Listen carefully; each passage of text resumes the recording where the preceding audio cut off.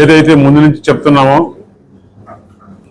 ఇటు ఆంధ్రప్రదేశ్లో కానీ భారతదేశంలో కానీ ఇక్కడ జనసేన టీడీపీ భారతీయ జనతా పార్టీ కూటమి ఆంధ్రప్రదేశ్లో అలాగే భారతదేశంలో ఎన్డీఏ రెండు కూడా బ్రహ్మాండమైన విజయం సాధిస్తున్నాయి. ఏదైతే ముందు నుంచి కూడా ప్రధానమంత్రి నరేంద్ర మోడీ గారు 400 సీట్లు పైచిలుకు అన్నారో ఈరోజు భారతదేశంలో క్రెడిబిలిటీ ఉన్న ఆల్ ఎగ్జిట్ పోల్స్ ఎక్కడ కూడా తేడా లేకుండా అవే చెప్తున్నాయి. ఆంధ్రప్రదేశ్లో కూడా ఈ 5 సంవత్సరాలు జగన్మోహన్ రెడ్డి వైఎస్ఆర్ కాంగ్రెస్ పార్టీ ప్రభుత్వం చేసిన నేరాలు, ఘోరాలు, ప్రజా వ్యతిరేక విధానాలు, దౌర్జన్యాలు, అక్రమాలు, అవినీతి ఏదైతే ప్రజలు చూసి విసిగి కసిగా ఓట్లేశారని ముందు నుంచి మేము చెప్తున్నాం. నిన్న ఎగ్జిట్ పోల్స్లో అదే నిజమైంది. ఏది ఏమైనా కానీ ఇటు తెలుగుదేశం పార్టీ కార్యకర్తలకు, నాయకులకు, జనసేన పార్టీ కార్యకర్తలు, నాయకులకు, ముఖ్యంగా పవన్ కళ్యాణ్ గారికి, అలాగే భారత ప్రధాని నరేంద్ర మోడీ గారికి, అమిత్ షా గారికి, పార్టీ అధ్యక్షులు నడ్డా గారికి, భారతీయ జనతా పార్టీ కార్యకర్తలకు, నాయకులకు మాకు ఏదైతే మేము ప్రజలకు చెప్పాలనుకున్నది మీడియా ద్వారా చేరవేశారో మీకు అందరికి కూడా ప్రత్యేక ధన్యవాదాలు తెలుపుకుంటూ నేను ముఖ్యంగా ఒకటే చెప్తున్నా, రేపు 4వ తారీఖు కౌంటింగ్ ఉంది. కౌంటింగ్లో అందరూ కూడా మా ఏజెంట్లందరూ కూడా జాగ్రత్తగా ఉండాలి. ఎందుకంటే పోస్టల్ బ్యాలెట్స్ గురించి మనం చూస్తున్నాం. సజ్జల రామకృష్ణారెడ్డి ఏ విధంగా వ్యాఖ్యలు చేశాడు, రెచ్చగొట్టే విధంగా వ్యాఖ్యలు చేశాడు. ఎవరు కూడా తొందరపడొద్దు, అందరూ ఓపికగా ఉండండి. మేమంతా కూడా క్యాండిడేట్లు 7 మంది అసెంబ్లీ క్యాండిడేట్లు కానీ పార్లమెంట్ నుంచి కండక్ట్ చేసిన నేను కూడా అక్కడే కౌంటింగ్ దగ్గరే ఉంటాం. ఆఫీసర్లతో ఎప్పటికప్పుడు మాట్లాడతాం. ఎలాంటి తొందరపడాల్సిన అవసరం లేదు. వాళ్ళు కావాలనే పోలింగ్ ఆటంకాలు కల్పించాలా, లేకుంటే అక్కడ ఇది లేదు, సీల్ లేదు, అది లేదు అని చెప్పేసి ఏజెంట్లు కొందరు చేసే ఉంది. అవన్నీ కూడా ఏం లేదు, మేము అక్కడే ఉంటాం కాబట్టి ఏజెంట్లు కూడా ఎవరు తొందరపడొద్దు, ఓపికగా ఉండాలి. కౌంటింగ్ అయిపోయి లాస్ట్ స్టేజ్ సర్టిఫికేట్ తీసుకొని కౌంటింగ్ క్లోజ్ అయ్యేంత వరకు కూడా ప్రతి ఒక్క ఏజెంటు కౌంటింగ్ హాల్లోనే ఉండాలని చెప్పేసి వారికి అందరికీ విజ్ఞప్తి చేయడం జరిగింది. రేపు మా ఏజెంట్లకు అందరికీ కూడా కాన్స్టిట్యున్సీ వైజు, అలాగే పార్లమెంట్ వైజు, అసెంబ్లీ వైజు అన్ని కూడా వాళ్ళకందరికీ ట్రైనింగ్ ప్రోగ్రాం ఉంటుంది. మళ్ళీ 4వ తారీఖు కూడా ఎప్పటికప్పుడు మీతో టచ్లో ఉంటాం మీడియాతో. అలాగే భారతదేశంలో కూడా అంతా కూడా నేషనల్ మీడియా కూడా అనకాపల్లి పైన కాన్సన్ట్రేషన్ ఉంది. అనకాపల్లి నుంచి ఇక్కడి నుంచి కూడా లైవ్ తీసుకునే కార్యక్రమాలు ఉంటాయి. ఎందుకంటే నిన్న చూసాం నేషనల్ ఛానల్లో మొట్టమొదటిగా మన అనకాపల్లి పార్లమెంటు అభ్యర్థిగా నాతో వాళ్ళు మాట్లాడడం అందరూ దేశమంతా కూడా చూశారు. నాకు కూడా ఫోన్లు, మెసేజ్లు, కంగ్రాచులేషన్స్ ఇవన్నీ కూడా వస్తున్నాయి. ఏదైతే ఆంధ్రప్రదేశ్లో మంచి జరగాలని ప్రజలు ఈ విధంగా ఆంధ్రప్రదేశ్ని కాపాడుకోవాలని ఆంధ్రప్రదేశ్ ప్రజలు 86% ఓటింగ్ శాతం నమోదు చేసి 83.6 నమోదు చేసి అందరికీ కూడా ధన్యవాదాలు తెలుపుకుంటూ రాబోయే రోజులు మంచి జరగాలి ఆంధ్రప్రదేశ్ అని కోరుకుంటున్నాను. ధన్యవాదాలు. ఎక్కడా రాలేదు. ఒక ఆత్మ సాక్షి అనే అతను సాక్షి అని నేను ఎప్పుడూ అబ్జెక్షన్ చేశాను. అతనికి ఏమాత్రం క్రెడిబిలిటీ లేదు. ఓన్లీ సాక్షి వాళ్ళు పెట్టి నడిపించిన అతను రేపు పోలింగ్ ఏజెంట్లు కూడా ఎవరు పోరు, వాళ్ళ క్యాడర్ డిమారలైజ్ అవుతుందని ఈ ఆత్మసాక్షితో పెట్టించారు. ఇంకొకటి ఆరా అనే సంస్థ కూడా ఇచ్చారు. నేను ఒకటి అడుగుతున్నా ఆరా అనే సంస్థను. నేను కూడా ఆరా సంస్థతో చేయించుకున్నా. నాకు ఒకసారి కాదు, 2 సార్లు కాదు, 3 సార్లు ఈ ఎలక్షన్లో 7కు 7 నియోజకవర్గాలు గెలుస్తున్నాయని చెప్పాడు. అలాగే దీని పక్కన కాకినాడలో వస్తున్నాయని చెప్పారు, విశాఖపట్నంలో వస్తున్నాయని చెప్పారు. అమలాపురంలో 7కు 7 వస్తున్నాయని చెప్పారు. శ్రీకాకుళంలో 7కు 6 వస్తున్నాయని చెప్పారు. నేను ఒకటి అడుగుతున్న ఆ సంస్థని,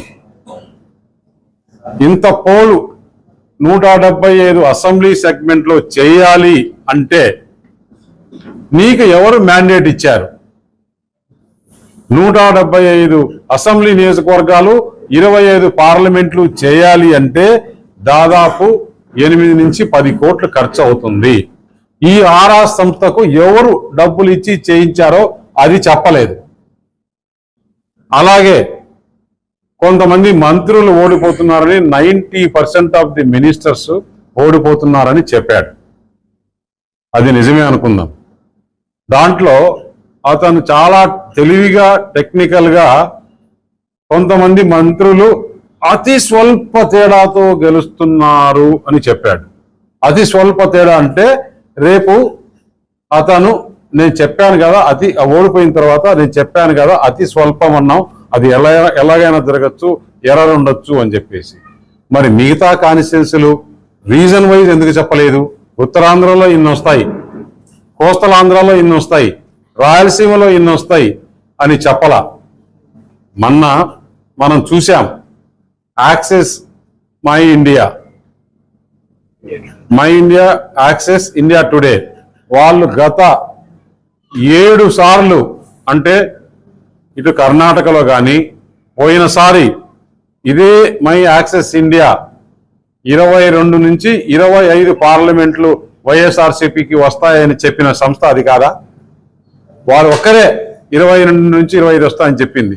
నిన్న తెలంగాణలో రీజన్ వైజ్ కరీంనగరు, ఆదిలాబాదు, నిజామాబాదు ఏ విధంగా వస్తుంది, హైదరాబాదు సరౌండింగ్స్ రంగారెడ్డి ఏ విధంగా వస్తుంది, కరీంనగర్, వరంగల్, నల్గొండ, ఖమ్మం ఏ విధంగా వస్తుంది అని చెప్పిన సంస్థ క్లియర్గా ఏ విధంగా చెప్పిందో ఆ విధంగా చెప్పింది. ఇక్కడ మస్తాను ఇచ్చిన దాంట్లో 90% మంత్రులు ఓడిపోతుంటే 1.1% తేడా అని చెప్పేసి ఓట్ షేర్ ఇచ్చాడు.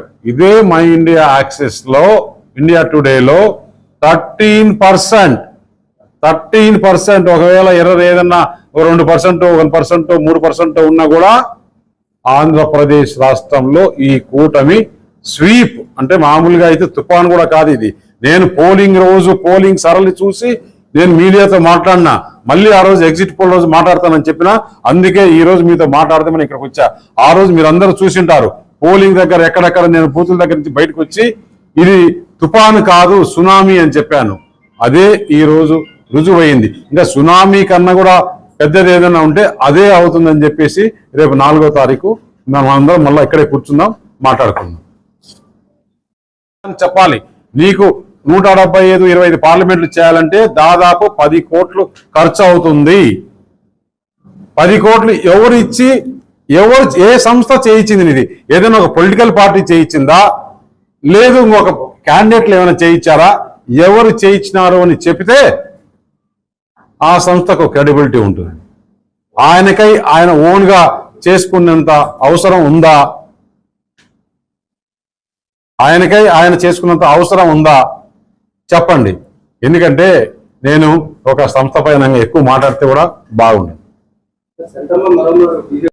పోల్ రాకముందే చెప్పాను కదమ్మా, ఎవరికన్నా మనం పోలింగ్ రోజు చూసాం, ఏ విధంగా జరిగింది చూసాం, ఎక్కడెక్కడ నుంచి వచ్చారని చూసాం. మీకు ఒక విషయాలు చెప్పాలి, ఎందుకంటే నేను మాట్లాడేది టీవీలు ధైర్యంగా ప్లే చేస్తే పర్వాలా, ఛానల్స్ ప్లే చేస్తే పర్వాలా. ఛానల్స్ ప్లే చేయలేకున్నాయి. నిన్న కూర్చుని డిబేట్ చేస్తున్నారు, ఆంధ్రప్రదేశ్ కంట 3,40,000 మంది వచ్చారు నా లెక్క అంటే, పక్కన ఇంకొక ఆయన అబ్బా ఎంత లెక్క నువ్వు ఎంత మేధావి అని తప్పట్లు కొడుతున్నాడు. అంటే ఒక డోలు కొడితే ఒక దెబ్బలా వాయించినట్టు లెక్కలు ఎక్కడ తీసుకున్నారు? ఆంధ్రప్రదేశ్కు రావాలి అంటే 15 దారులు ఉన్నాయి ఇతర రాష్ట్రాల నుంచి. హైదరాబాద్ నుంచి రావాలంటే దాదాపు 5-6 దారులు ఉన్నాయి. నల్గొండ పైన రావచ్చు, ఖమ్మం పైన రావచ్చు, కర్నూలు పైన రావచ్చు, భద్రాచలం పైన రావచ్చు. అలాగే అట్లా తెలుగులూరుపేట మాచర్ల మీదుగా పోవచ్చు, బస్సుల్లో పోవచ్చు, రైల్లో పోవచ్చు, కార్లలో పోవచ్చు, వాళ్ళకి ఏ విధంగా ట్రాన్స్పోర్ట్ ఉంటే ఆ విధంగా ట్రాన్స్పోర్ట్ పోవచ్చు.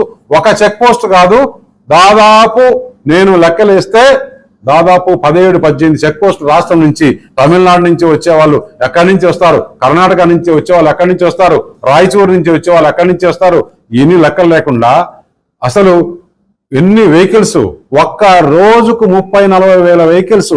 దాని తర్వాత నేను రాత్రి 2-3 వరకు కూర్చొని నేను పడుకోలా. వాళ్ళు చెప్పిన ఛానల్స్ లో నేను NHA మాట్లాడి అన్ని రోజులు ఎన్ని వెహికల్స్ వచ్చినాయని NHA డిపార్ట్మెంట్ చెక్ పోస్ట్ దగ్గర నుంచి ఇచ్చా. ఆ ఛానల్స్ నన్ను ఈరోజు పిలిస్తే నేను వచ్చి చెప్తా ఒక్కొక్క రోజు ఎన్ని వెహికల్స్ వచ్చాయి, ఏ టైమింగ్ లో కూడా ఎన్ని వెహికల్స్ వచ్చాయి అనేది. బస్సులు, స్పెషల్ బస్సులు ఎన్ని వచ్చాయి, స్పెషల్ ట్రైన్స్ ఎన్ని వచ్చాయి, ట్రైన్స్ లో ఎంతమంది టికెట్లు బుక్ చేసుకున్నారు, మొత్తం డేటా ఇస్తాను. ధైర్యం ఉందా మీకు పెట్టుకునేదానికి? డోలు దబలా కొట్టుకునేదానికి కాదు, కూర్చొని ముందు ఉంది. దేనికైనా కానీ ఒక లిమిట్ ఉంది. ప్రజాస్వామ్యంలో ప్రజలకు జరగబోయే వాస్తవాలు చూపించాలి. మీ దగ్గర అక్కడి నుంచి ఉంది, నాకు నోరు ఉంది, నేను ఒక 4 పెట్టుకున్నా, నాకు డోలు కొట్టేవాళ్ళని, వాళ్ళు చెప్తేనే సరిపోతుంది అనుకుంటారా? వాళ్ళ క్రెడిబిలిటీ అంతా కూడా రేపు 4వ తారీఖు నుంచి మొత్తం లెక్కలు తీస్తాం. కొంతమంది అనుకుంటున్నారు మా ఛానల్స్ మాకు పైన అంతా కూడా మాకు ఇంటర్వ్యూలు ఇస్తున్నారని. That is a professional. A channel అడిగితే కూడా ఇంటర్వ్యూ ఇస్తారు. ఇచ్చినంత మాత్రాన మీరు ఏమి ఘోరాలు చేస్తుంటే ఆ ఘోరాలంతా చూస్తూ భారతీయ జనతా పార్టీ ఊరుకుండదు. ఇవన్నీ